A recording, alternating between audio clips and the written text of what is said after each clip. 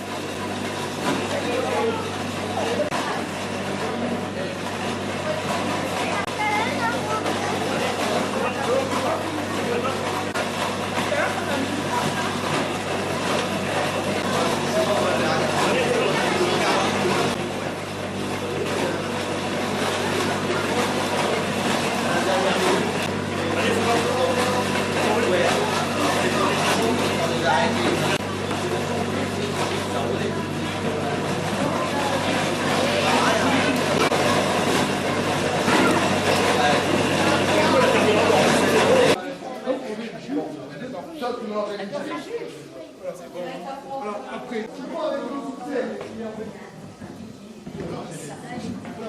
on récupère le jus. On prend le jus. C'est bon? Oui. On prend ton frère et écoute ce que dit monsieur là. Comment ça fonctionne? Comment ça s'appelle ici? Le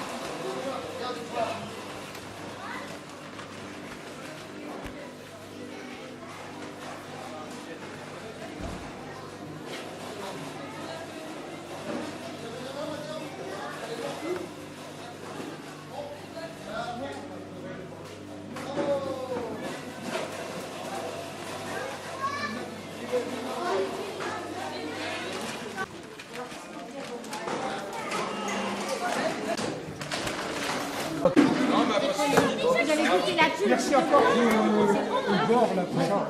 N'hésite pas, je vais t'envoyer par mail. Ouais, Justement, la simulation est plus difficile. C'est pour ça qu'il faut faire normalement quand je cueille les fruits. Mais la deuxième fois, c'est pas quand les feuilles sont tombées. C'est 100% des feuilles de peau. Et ça va rentrer quand même dans... Par les pédoncules. Par les pédoncules. Ah oui, mais s'il n'y a plus de feuilles. Par les Par la bourgeons. cicatrisation, Ah oui, la cicatrisation du pédoncule à l'aisselle du bourgeon. D'accord. Le purée, là, Il reste j'adore. une goutte de pomme. Allez. ouais, c'est passé. Il s'est s'empailler.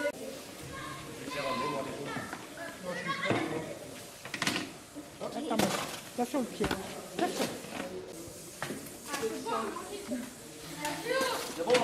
Et là, c'est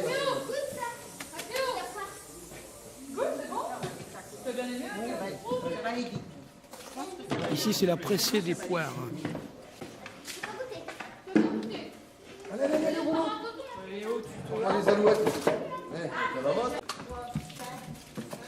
Les mouchoirs très agiles pour Mathéo, ça va. Tu veux, là 2000. Donc là, c'est le jus de poire qui coule, là, déjà. C'est le jus de poire qui coule, là.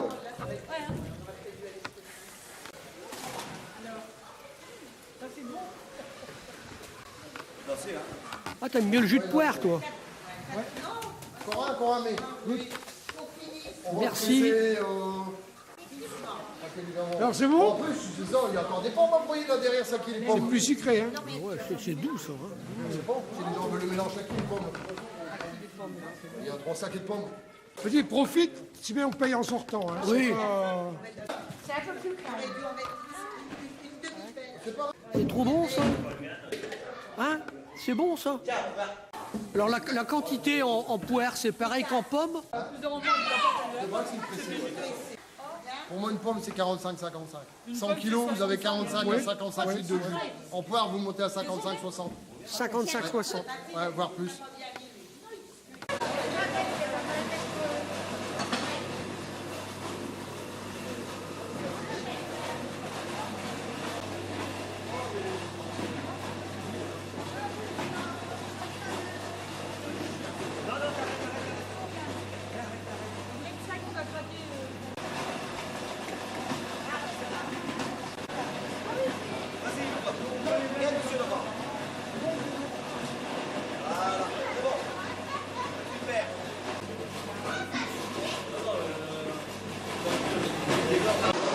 Donc le jus qui coule est déjà pasteurisé.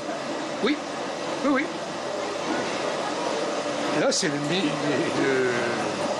mise en bouteille, quoi. Ça y est, c'est la phase finale.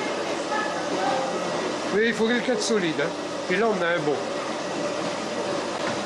Donc, comme les confitures, quand c'est plein, il faut retourner la bouteille. Oui, oui, oui, oui. Pour pasteuriser la capsule. Pour pasteuriser la capsule. Il mousse, hein? Hein? Ouais. Non, mais les pommes rendent beaucoup de jus. Voilà, tu vois. 2 kilos par litre, bon, ça y est, maintenant la chaîne est... La chaîne est lancée. Ah ouais. Ça, c'est le passe-temps des retraités, alors, ça. Ah ouais. Faut quelques bénévoles quand même. Hein. Tout à fait. Alors, lorsque l'on a trié les pommes, les fruits, hein, pommes, poires, on les met dans le hachoir qui va réduire les fruits en pulpe, qui regorge de jus, et ensuite on la met dans le pressoir. Dans le pressoir, c'est un pressoir ancien, hein, manuel. Maintenant il y a des pressoirs électriques, et dans le pressoir, on va extraire le jus. On le filtre plusieurs fois et ensuite nous arrivons à la phase finale, la pasteurisation. Alors la pasteurisation, faut savoir que c'est un grand Français, Monsieur Pasteur, un savant, qui a inventé ce mode de conservation. Alors il faut élever On le fait ici avec du jus de pomme, mais on pourrait le faire avec d'autres produits, parce que c'est pour éviter la prolifération, le développement des microbes, et ainsi conserver longtemps le jus de pomme.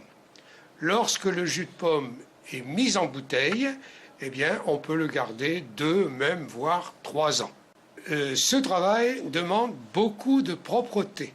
Il faut que les bouteilles soient propres, nettes. Les bouchons sont changés systématiquement tous les ans. On met des capsules qui ont eu un traitement. Elles ont été stérilisées, ce qui fait qu'il n'y a pas de microbes dessus. On chauffe le jus de pomme, mais d'une façon indirecte, ce n'est pas une flamme. C'est le jus de pomme qui va passer par le serpentin. La température, il faut la régler et bien la suivre entre 78 et 82 degrés. Ensuite, on met le jus en bouteille. Il est chaud parce qu'il sort du pasteurisateur à environ 80 degrés. On ferme bien le bouchon. On retourne la bouteille, c'est pour stériliser le bouchon. Et puis ensuite, eh bien, vous pouvez garder ce produit pendant, je vous dis, 2 ou 3 ans. Moi, j'ai du jus de pomme chez moi qui a 3 ans et qui est toujours aussi bon. Voilà, j'ai brossé rapidement la technique.